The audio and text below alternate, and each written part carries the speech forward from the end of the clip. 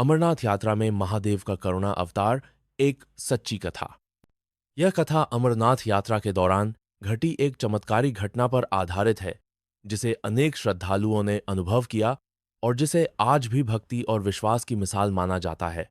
ये बात उन दिनों की है जब हर साल की तरह अमरनाथ यात्रा चल रही थी। बर्फीले रास्तों और कठिन चढ़ाई के बावजूद हजारों श्रद्धालु भोलेनाथ के दर्शन के लिए निकले थे। मौसम अचानक बहुत खराब हो गया। बर्फबारी तेज हो गई और तापमान शून्य से नीचे चला गया।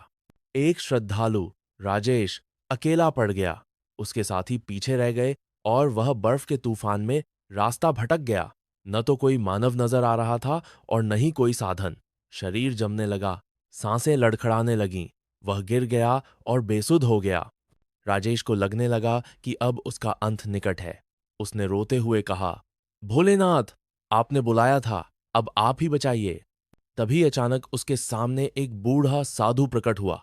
शरीर पर राख, जटाएं, त्रिशूल और मृदुल मुस्कान। उस साधु ने राजेश को उठाया, अपने कंबल से ढका और कहा, बच्चा, डरो मत, मैं तुम्हारे साथ हूं। राजेश को होश आने लगा।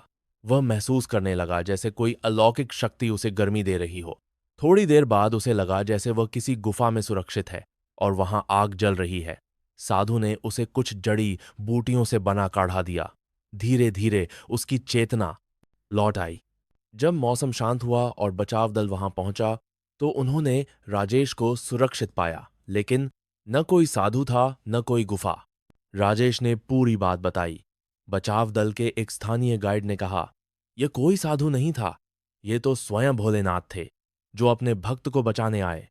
बाद में राजेश जब मंदिर पहुंचा तो उसने देखा, शिवलिंग की बर्फ पर उसी साधु का चेहरा उभर आया था, बिल्कुल वैसा ही जैसा उसने देखा था।